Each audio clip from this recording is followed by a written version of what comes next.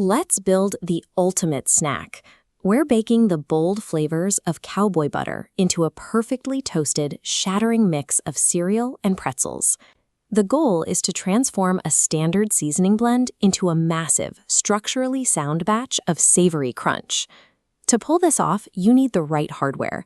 Grab your largest mixing bowl, a secondary small bowl, a whisk, 2 spatulas, and 2 large baking sheets. Next, establish your thermal baseline.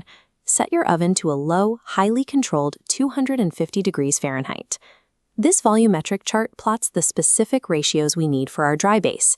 8 cups total of Chex cereal, balanced against 2 cups of Cheez-Its, 2 cups of rye chips, 1 cup of oyster crackers, and 1 cup of pretzels.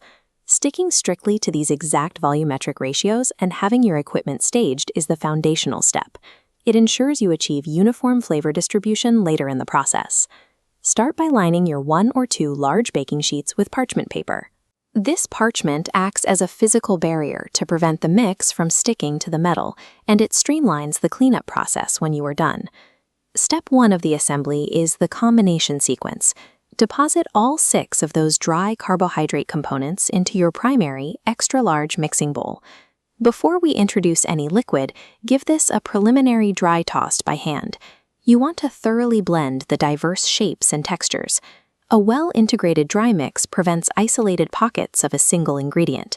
Doing this now guarantees every handful offers the complete textural profile of the final product. Now we shift to the catalytic flavor agent.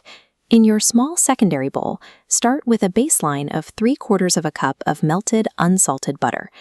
Introduce your primary flavor payload directly into that lipid base, exactly 1/3 of a cup of cowboy butter seasoning mix. Use vigorous mechanical whisking here. You must fully integrate those dry spices into the liquid fat. This cross-section shows the mechanics of an ideal suspension. Watch for the critical visual cue in your own bowl.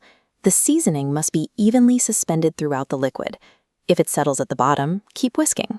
When the seasoning is locked into the butter, the flavor is distributed equitably across the complex topography of the cereal base. With the emulsion ready, execute the transfer phase. Pour that suspended liquid gold in an even cascade over your integrated dry mix. Pay close attention here, because this is a major failure point. Applying excessive blunt force while mixing will instantly pulverize the fragile cereal base. This kinematic diagram demonstrates the strict, gentle fold protocol. Use your 2 spatulas to lift material from the bottom, sweeping up and over the top, while strictly avoiding any downward stabbing motions. Mastering kinetic control and mechanical patience during this folding stage is what separates a premium snack mix from a bowl of seasoned dust. Once the mix is glossy and coated, transfer it onto your previously prepared parchment-lined baking sheets. This schematic comparison illustrates the spatial necessity of an even layer. Piling the mix too high blocks airflow, so spread it out completely flat. Place the sheets into your 250-degree oven to initiate a 25 to 30-minute thermal processing cycle, but do not walk away. There is a mandatory thermal interruption. You must stir the mix exactly halfway through, at the 15-minute mark. This thermodynamic heat map shows why.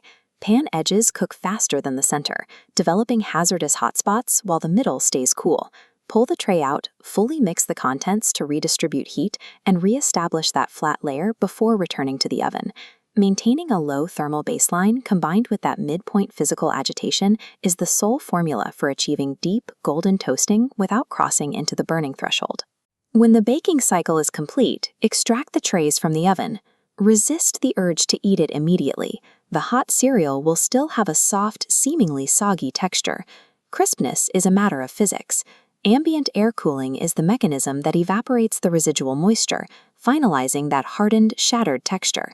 Once it is completely cool, follow strict storage protocol. Seal the mix in an airtight container housed in a dry environment. This guarantees a shelf life of up to 2 weeks. Meticulously managing this moisture life cycle, from the initial butter application to the final ambient evaporation, is how you ensure the final product delivers a consistent, savory crunch.